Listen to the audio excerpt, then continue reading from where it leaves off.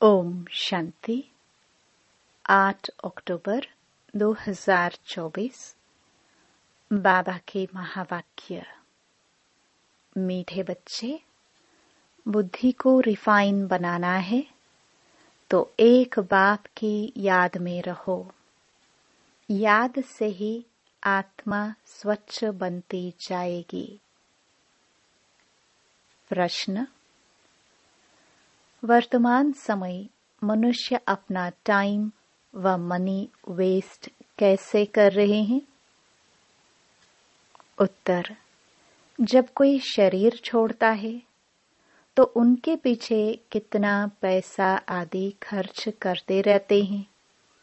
जब शरीर छोड़कर चला गया तो उसकी कोई वैल्यू तो रही नहीं, इसलिए उसके पिछाड़ी जो कुछ करते हैं उसमें अपना टाइम और मनी वेस्ट करते हैं। ओम शांति। रूहानी बाप बैठ रूहानी बच्चों को समझाते हैं। यह भी ऐसे कहते हैं ना, फिर बाप है या दादा है? दादा भी कहेंगे, रूहानी बाप तुम बच्चों को यह नॉलेज सुनाते हैं पास्ट, प्रेजेंट, फ्यूचर का। वास्तव में सतयुग से लेकर त्रेता अंत तक क्या हुआ है, यह है मुख्य बात। बाकी द्वापर कलयुग में कौन कौन आए, क्या हुआ, उनकी हिस्ट्री ज्योग्राफी तो बहुत है। सतयुग त्रेता की कोई हिस्ट्री ज्योग्राफी है नहीं, और तो सबकी हिस्ट्री ज्योग्राफी है। बाकी देवी देवताओं को लाखों वर्ष पहले ले गए हैं। यह है बेहद की बेसमझी। तुम भी बेहद की बेसमझी में थे, अभी थोड़ा थोड़ा समझ रहे हो। कोई तो अभी भी कुछ समझते नहीं है, बहुत कुछ समझने का है। बाप ने आबू की महिमा कर समझाया है, इस पर ख्याल करना चाहिए। तुम्हारी बुद्धि में आना चाहिए तुम यहाँ बैठे हो। तुम्हारा यादगार दिलवाड़ा मंदिर कब बना है, कितने वर्ष बाद बना है?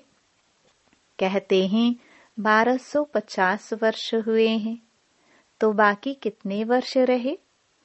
3750 वर्ष रहे। तो उन्होंने भी अभी का यादगार और वैकुंठ का यादगार बनाया है। मंदिरों की भी कंपटीशन होती है ना, एक दो से अच्छा बनाएंगे।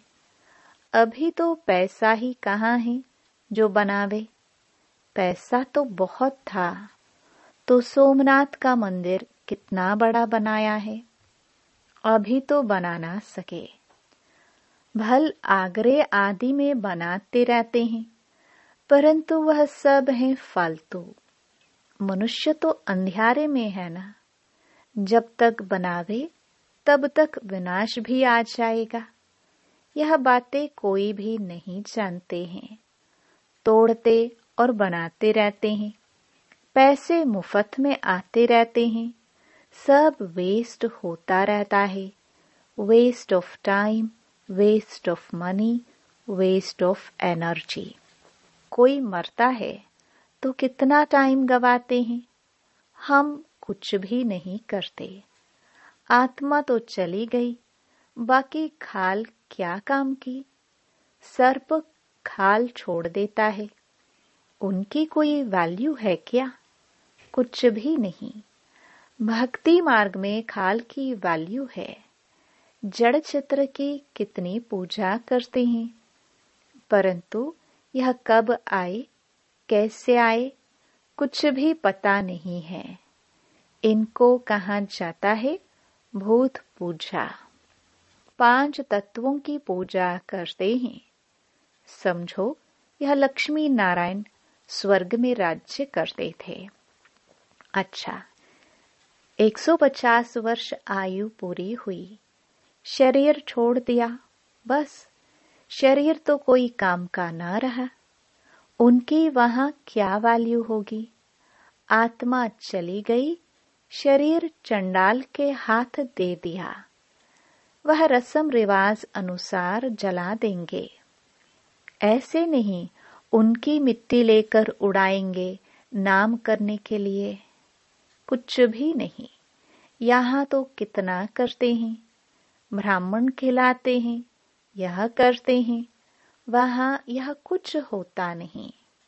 खाल तो कोई काम की नहीं रही, खाल को जला देते हैं, बाकी चित्र रहते हैं, सो भी एक्यूरेट चित्र मिल ना सके। यह आदि देव की पत्थर की मूर्ति एक्यूरेट थोड़ी है, पूजा जब शुरू की है तब के पत्थर की है। असुल जो था वह तो जलकर खत्म हो गया ना, फिर भक्ति मार्ग में यह निकला है। इन बातों पर भी सोच तो चलता है ना। आबू की महिमा को अच्छी रीति सिद्ध करना है। तुम भी यहाँ बैठे हो, यहाँ ही बाप सारे विश्व को नरक से स्वर्ग बना रहे हैं, तो यही सबसे ऊंचते ऊंच तीर्थ ठहरा। अभी इतनी भावना नहीं है, सिर्फ एक शिव में भावना है। कहाँ भी जाओ शिव का मंदिर जरूर होगा। अमरनाथ में भी शिव का ही है। कहते हैं शंकर ने पार्वती को कथा सुनाई, वहां तो कथा की बात ही नहीं, मनुष्यों को कुछ भी समझ नहीं है। अभी तुमको समझ आई है, आगे पता था क्या? अभी बाप आबू की कितनी महिमा करते हैं। सर्व तीर्थों में यह महान तीर्थ है। बाबा समझाते तो बहुत हैं, परंतु जबकि अनन्य बच्चों की बुद्धि में बैठे, अभी तो देह अभिमान बहुत है, ज्ञान तो बहुत ढेर चाहिए, रिफाइननेस बहुत आनी है।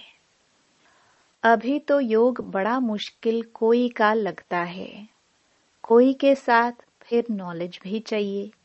ऐसे नहीं सिर्फ योग में रहना है, योग में नॉलेज जरूर चाहिए। दिल्ली में ज्ञान विज्ञान भवन नाम रखा है, परंतु इनका अर्थ क्या है यह समझते थोड़े हैं। ज्ञान विज्ञान तो सेकंड का है, शांति धाम सुख धाम, परंतु मनुष्यों में जरा भी बुद्धि नहीं है, अर्थ थोड़े समझते हैं। चिन्मयानंद आदि कितने बड़े बड़े सन्यासी आदि हैं, गीता सुनाते हैं, कितने उन्हों के ढेर फॉलोवर्स हैं। सबसे बड़ा जगत का गुरु तो एक ही बाप है। बाप और टीचर से बड़ा गुरु होता है। स्त्री कभी दूसरा पति नहीं करेगी, तो गुरु भी दूसरा नहीं करना चाहिए।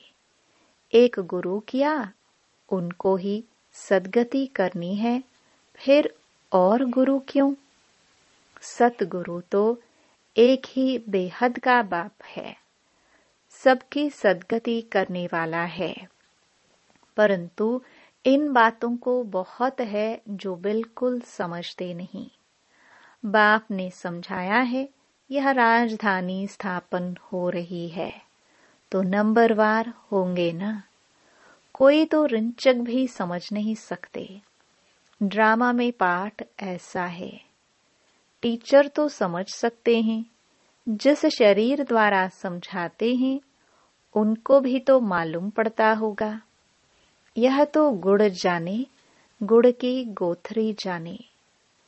गुड़ शिव बाबा को कहा जाता है, वह सबकी अवस्था को जानते हैं, हर एक की पढ़ाई से समझ सकते हैं, कौन कैसे पढ़ते हैं, कितनी सर्विस करते हैं, कितना बाबा की सर्विस में जीवन सफल करते हैं।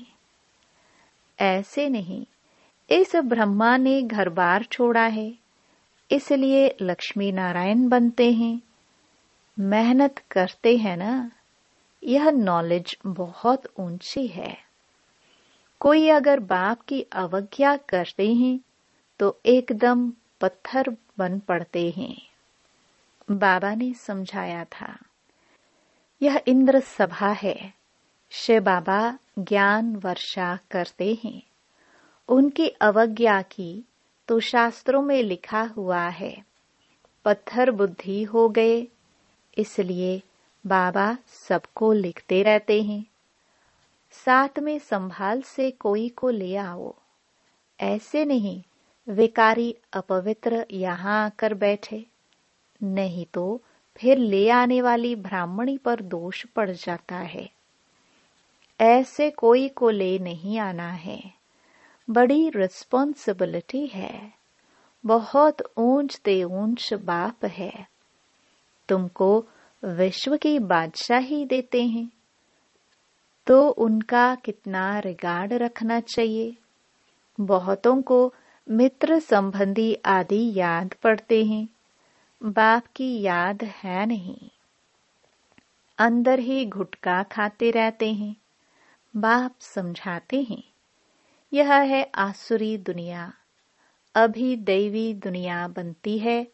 हमारी एम ऑब्जेक्ट यह है, यह लक्ष्मी नारायण बनना है। जो भी चित्र हैं सबकी बायोग्राफी को तुम जानते हो। मनुष्यों को समझाने के लिए कितनी मेहनत की जाती है, तुम भी समझते होंगे। यह कुछ अच्छा बुद्धिमान है, यह तो कुछ नहीं समझते हैं। तुम बच्चों में जिसने जितना ज्ञान उठाया है उस अनुसार ही सर्विस कर रहे हैं। मुख्य बात है ही गीता के भगवान की। सूर्यवंशी देवी देवताओं का यह एक ही शास्त्र है, अलग अलग नहीं है। ब्राह्मणों का भी अलग नहीं है। यह बड़ी समझने की बातें हैं। इस ज्ञान मार्ग में भी चलते चलते अगर विकार में गिर पड़े तो ज्ञान बह जाएगा। बहुत अच्छे जाकर विकारी बने तो पत्थर बुद्धि हो गए। इसमें बड़ी समझ चाहिए। बाप जो समझाते हैं उनको उगारना चाहिए। यहाँ तो तुमको बहुत सहज है, कोई लौकिक कार्य व्यवहार हंगामा आदि नहीं। बाहर में रहने से धंधे आदि की कितनी चिंता रहती है। माया खूब तूफान में लाती है। यह तो एकांत लगी पड़ी है। बाप तो फिर भी बच्चों को पुरुषार्थ कराते रहते हैं। यह बाबा भी पुरुषार्थी है। पुरुषार्थ कराने वाला तो बाप है। इसमें विचार सागर मंथन करना पड़ता है।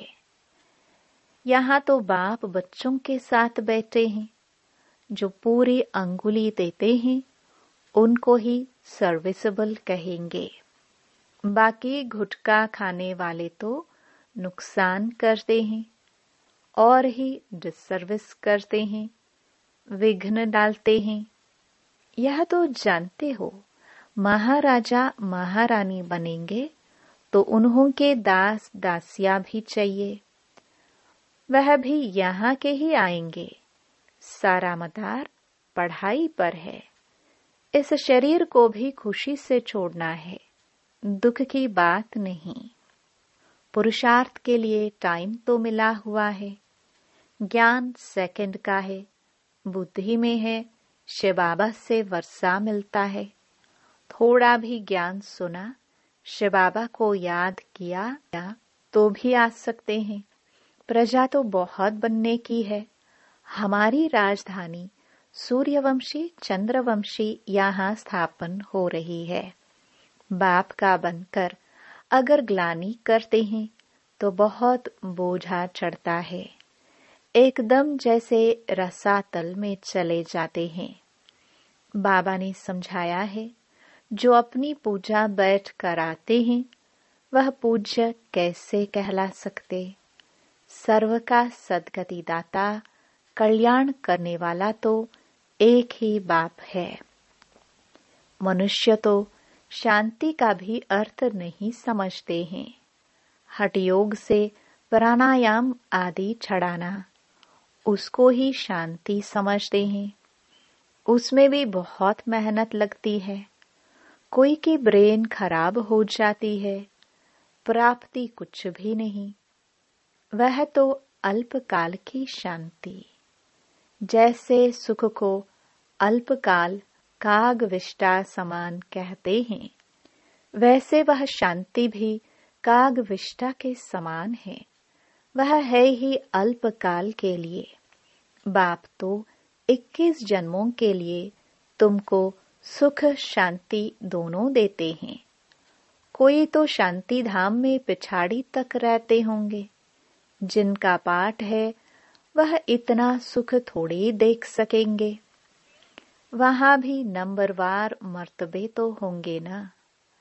भल दास दासिया होंगे, परंतु अंदर थोड़ी घुस सकेंगे। श्री कृष्ण को भी देख ना सके। सबके अलग अलग महल होंगे ना। कोई टाइम होगा देखने का। जैसे देखो पोप आता है तो उनका दर्शन करने के लिए कितने लोग जाते हैं। ऐसे बहुत निकलेंगे जिनका बहुत प्रभाव होगा। लाखों मनुष्य जाएंगे दर्शन करने के लिए। यहाँ शिव बाबा का दर्शन कैसे होगा, यह तो समझने की बात है। अब दुनिया को कैसे पता पड़े कि यह सबसे ऊंच तीर्थ है। दिलवाड़ा जैसा मंदिर शायद आसपास और भी हो, वह भी जाकर देखना चाहिए कैसे बना हुआ है। उनको ज्ञान देने की भी दरकार नहीं। वह फिर तुमको ज्ञान देने लग जाएंगे। राय देते हैं ना, यह करना चाहिए, यह करना चाहिए। यह तो जानते नहीं कि इनको पढ़ाने वाला कौन है। एक एक को समझाने में मेहनत लगती है। उन पर कहानियां भी हैं। कहते थे शेर आया, शेर आया। तुम भी कहते हो मौत आया कि आया। तो वह विश्वास नहीं करते हैं। समझते हैं अभी तो 40,000 वर्ष पड़े हैं, मौत कहाँ से आएगा। परंतु मौत आना तो जरूर है। सबको ले जाएंगे। वहां कोई भी किचड़ा होता नहीं। यहाँ की गौ और वहां की गौ में भी कितना फर्क है। श्री कृष्ण थोड़े गौए चराता था। उन्होंने पास तो दूध हेलीकॉप्टर में आता होगा। यह कीचड़ पट्टी दूर रहती होगी। सामने घर में थोड़े कीचड़ा रहेगा। वहां तो अपरम अपार सुख है, जिसके लिए पूरा पुरुषार्थ करना है। कितने अच्छे अच्छे बच्चे सेंटर से आते हैं। बाबा देखकर कितना खुश होते हैं। नंबरवार पुरुषार्थ अनुसार फूल निकलते हैं। फूल जो हैं वह अपने को भी फूल समझते हैं। दिल्ली में भी बच्चे कितनी सर्विस करते हैं, रात दिन। ज्ञान भी कितना ऊंच है। आगे तो कुछ नहीं जानते थे, अब कितनी मेहनत करनी पड़ती है। बाबा के पास तो सब समाचार आते हैं। कोई का सुनाते हैं, कोई का नहीं सुनाते हैं, क्योंकि ट्रेटर भी बहुत होते हैं। बहुत फर्स्ट क्लास भी ट्रेटर्स बन पड़ते हैं। थर्ड क्लास भी ट्रेटर हैं। थोड़ा ज्ञान मिला तो समझते हैं हम शिव बाबा के भी बाबा बन गए। पहचान तो है नहीं कि कौन नॉलेज देते हैं। अच्छा, मीठे मीठे सिखिलदे बच्चों प्रति मात पिता बाप दादा का याद प्यार और गुड मॉर्निंग। रूहानी बाप की रूहानी बच्चों को नमस्ते। धारणा के लिए मुख्य सार। पहला, विश्व की बादशाही देने वाले बाप का बहुत बहुत रिगार्ड रखना है। बाप की सर्विस में अपनी जीवन सफल करनी है। पढ़ाई पर पूरा पूरा ध्यान देना है। दूसरा, बाप से जो ज्ञान मिलता है उस पर विचार सागर मंथन करना है। कभी भी विघ्न रूप नहीं बनना है। डिसर्विस नहीं करनी है। अहंकार में नहीं आना है। वरदान, चारों ही सब्जेक्ट में बाप के दिल पसंद मार्क्स लेने वाले दिल तख्त नशीन भव। जो बच्चे चारों ही सब्जेक्ट में अच्छे मार्क्स लेते हैं, आदि से अंत तक अच्छे नंबर से पास होते हैं, उन्हें ही पास विद ऑनर कहा जाता है। बीच बीच में मार्क्स कम हुई, फिर मेकअप किया, ऐसे नहीं, लेकिन सभी सब्जेक्ट में बाप के दिल पसंद ही दिल तख्त नशीन बनते हैं। साथ साथ ब्राह्मण संसार में सर्व के प्यारे, सर्व के सहयोगी, सर्व का संपन्न प्राप्त करने वाले दिल तख्त नशीन स्वराज्य तख्त नशीन बनते हैं। स्लोगन, दिलरुबा वह है जिसके दिल में सदा यही अनहद गीत बजता रहे कि मैं बाप की, बाप मेरा। ओम शांति।